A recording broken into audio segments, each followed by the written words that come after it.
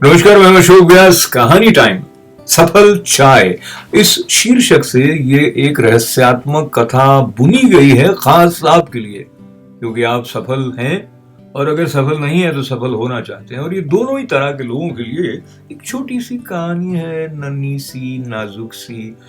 आपके साथ इस कहानी में प्रवेश करते हुए जितनी प्रसन्नता मुझे अभी है, अगर ये कहानी खत्म होने तक वो प्रसन्नता हम दोनों की तरफ बरकरार रहेगी तो ये कहानी सफल है, वरना आपकी सफलता पर तो कोई प्रश्न चिन्ह लगाया ही नहीं जा सकता।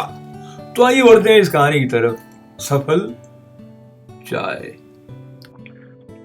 मैं हंसते हंसते देख रहा था।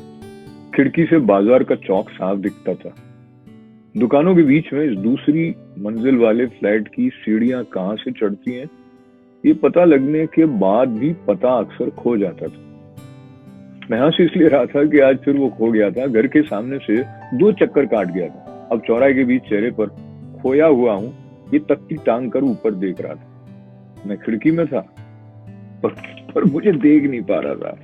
फिर मैंने खिड़की बंद की, उसे लिवाने के लिए नीचे उतरा, पर अब वो वहां नहीं था जहाँ पहले था। बड़ी देर तक उसे ढूंढने की नाकाम कोशिश करने के बाद मेरे पांव चाय की थड़ी की तरफ बढ़ गए और लो, वो वहीं बैठा था। चाय पीते पीते अखबार पढ़ रहा था। उसने मुझे देखा ही नहीं। मैं उसके पीछे वाली बेंच पर चुपचाप बैठ गया। वो अपने आप में कुछ गुनगुना रहा था, पुरानी पिक्चर का कोई गाना। मुझे लगा मैं अपनी उपस्थिति के बारे में उसे बता दूं, तभी कामिनी को आते देखकर मैंने भी अपने आप को अखबार में छुपा लिया। उसने कहा, बड़ी देर कर दी। क्या करती, काम था तो करती रहो काम, मैं चला। मेरा दोस्त वेट कर रहा है। वेट नहीं कर रहा है, चाय पी रहा है तुम्हारे पीछे बैठकर। कामिनी ने मुझे पहले ही देख लिया था। मैं पलटा, वो पलटा, हम दोनों ने कामिनी को देखा। हम तीनों हंस पड़े। 2। पहला दृश्य जब तीनों पात्रों की हंसी पर पटाक्षेप होता है तो संभव है दर्शकों में जिज्ञासा उमड़ती है, कौन है ये तीनों, इनके बीच आपस में क्या रिश्ता है। लेखक का कहना है वो अपने पात्रों की जन्मपत्री खो बैठा है। पात्र स्वतंत्र हैं, जो चाहे करें, जब तक चाहे जिए। 3। तीनों पात्रों ने अमीर होने की ठानी, एक सुपरहिट पिक्चर बनाई, दुनिया उन्हें जानने लगी। बरसों बाद तीनों उसी चाय की थड़ी पर आए। इस बार उन्होंने चाय नहीं खरीदी, चाय की दुकान ही खरीद ली। चाय वाले को पेंशन देने की व्यवस्था भी कर दी। 4। चाय की दुकान पर संवाददाता सम्मेलन था।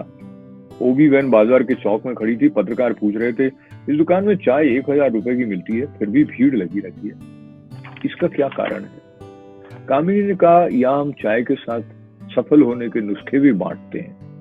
पत्रकार भी चतुर था, पूछा, मुझे बताइए। वो बोला,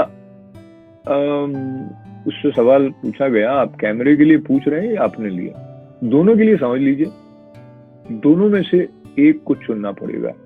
तो फिर अपने लिए पूछ रहा हूँ। तो ठीक है, फिर कैमरा बंद करवाइए। कैमरा बंद हुआ तो कामिनी ने कहा, सफलता का बस एक ही सूत्र है, चुपचाप बैठकर चाय पियो। वो हंसा तो बात आगे बढ़ी। समाधान चाय में से नहीं, अपने भीतर से आएगा, और यदि नहीं आए तो फिर और चाय पी लो।